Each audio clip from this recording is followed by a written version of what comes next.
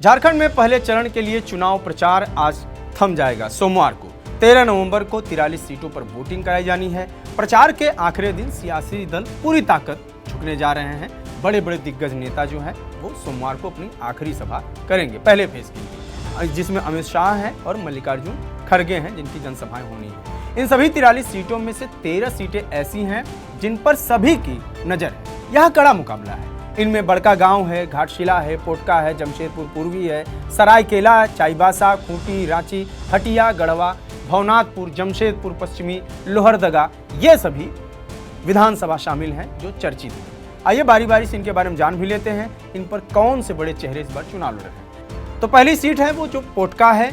पोटका पर के पूर्व केंद्रीय मंत्री और राज्य के पूर्व मुख्यमंत्री अर्जुन मुंडा की पत्नी इस बार यहाँ से चुनाव लड़ रही हैं। ये पहली बार चुनावी मैदान में है इस सीट से। मीरा मुंडा उनका नाम है। उनका टक्कर झारखंड मुक्ति मोर्चा के वर्तमान विधायक और प्रत्याशी संजीव सरदार के साथ है। इस सीट पर पूर्व केंद्रीय मंत्री अर्जुन मुंडा की राजनीतिक साख दांव पर लगी हुई है, ऐसा कहा जा रहा है। दूसरी सीट है जमशेदपुर पूर्वी। यहाँ पर ओडिशा के राज्यपाल और झारखंड के पूर्व मुख्यमंत्री रघुवर दास की राजनीतिक विरासत संभालने के लिए इस बार उनकी बहू पूर्णिमा दास साहू भारतीय जनता पार्टी के टिकट पर चुनाव लड़ रही हैं। उनका मुकाबला कांग्रेस पार्टी के पूर्व सांसद सह प्रत्याशी डॉक्टर अजय कुमार के साथ हो रहा है। इसी सीट पर साल 2019 के चुनाव में 5 बार के विधायक और तत्कालीन मुख्यमंत्री रघुवर दास को निर्दलीय सरयू राय ने मात दी थी। यानी यहाँ पर जो चुनाव 2019 का हुआ था वहाँ पे सरयू राय जीते थे। सरयू राय अब जदयू में है, इसीलिए अगली सीट जो है जमशेदपुर पश्चिम।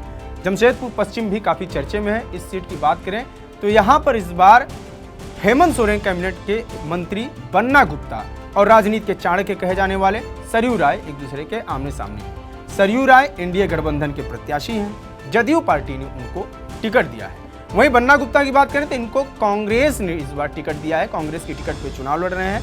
सरयू राय और बन्ना गुप्ता के बीच सार्वजनिक रूप से एक दूसरे के खिलाफ बयानबाजी के कारण ये सीट जो है काफी हॉट बनी हुई है। अगली सीट है रांची। साल 1996 से लगातार रांची सीट से जीत दर्ज करते आ रहे बीजेपी प्रत्याशी सीपी सिंह 7वीं बार चुनावी मैदान में खड़े हैं। राज्य के पूर्व विधानसभा अध्यक्ष, पूर्व मंत्री और वर्तमान में विधायक सीपी सिंह की राजनीतिक प्रतिष्ठा यहाँ पर दांव पर लगी हुई है। उनके खिलाफ झारखंड मुक्ति मोर्चा की प्रत्याशी डॉक्टर महुआ माझी चुनावी मैदान में है। साल 2019 के चुनाव में सीपी सिंह को महुआ माझी ने कड़ी टक्कर दी थी, लेकिन हार गई थी। फिलहाल वो राज्यसभा की सदस्य भी हैं। अगली सीट है चाईबासा। हेमंत सोरेन के कैबिनेट के मंत्री दीपक बिरुआ की प्रतिष्ठा यहाँ पर दांव पर लगी हुई है। लगातार 3 बार से चुनाव जीतते आ रहे दीपक बिरुआ के सामने इस बार बीजेपी की प्रत्याशी गीता बलमुचू। अगली सीट है लोहरदगा। हेमंत सोरेन सरकार के cabinet minister doctor Rameshwar Oraon की साख दांव पर लगी है। डॉक्टर रामेश्वर उरांव का मुकाबला झारखंड के आंदोलनकारी रहे स्वर्गीय कमल किशोर भगत की पत्नी नीरू शांति भगत से है। नीरू शांति भगत को एनडीए ने प्रत्याशी बनाया।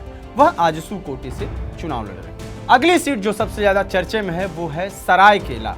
40 साल से तीर धनुष का साथ और झारखंड मुक्ति मोर्चा का झंडा बुलंद करने वाले पूर्व मुख्यमंत्री चंपई सोरेन पहली बार सरायकेला सीट से झारखंड मुक्ति मोर्चा की बजाय भारतीय जनता पार्टी के टिकट पर उम्मीदवार हैं।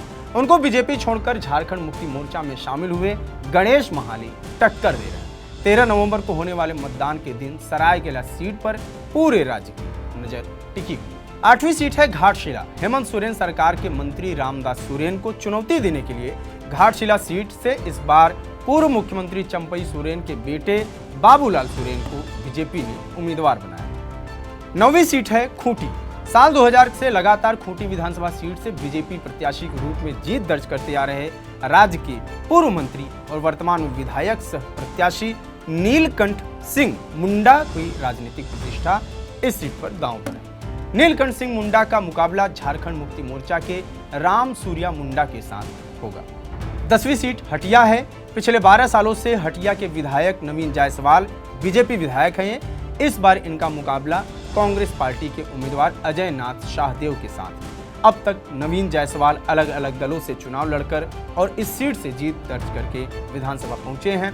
कभी आजसू पार्टी, कभी जेवीएम और अब भारतीय जनता पार्टी से चुनाव लड़ रहे हैं।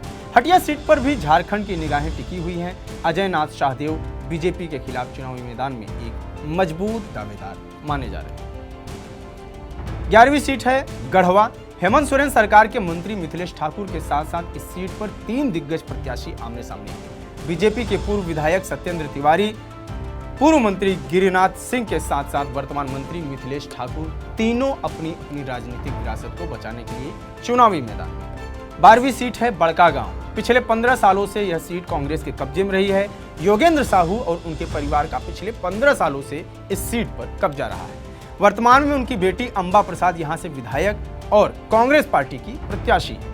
कांग्रेस प्रत्याशी अंबा प्रसाद का मुकाबला इस बार भारतीय जनता पार्टी के प्रत्याशी रोशन लाल चौधरी के साथ होने वाला है। सांसद चंद्र प्रकाश चौधरी के भाई रोशन लाल चौधरी के साथ साथ पूर्व मंत्री योगेंद्र साव और उनकी बेटी अंबा प्रसाद की प्रतिष्ठा दांव पर लगी हुई है। पहले फेज की 13वीं चर्चित सीट जो है वो है भवनाथपुर। भवनाथपुर सीट से लगातार 3 बार के विधायक रहे और वर्तमान के विधायक भानु प्रताप शाही इस बार भारतीय जनता पार्टी के टिकट पर चुनावी मैदान में। उनका मुकाबला झारखंड मुक्ति मोर्चा के उम्मीदवार आनंद प्रताप देव के साथ है।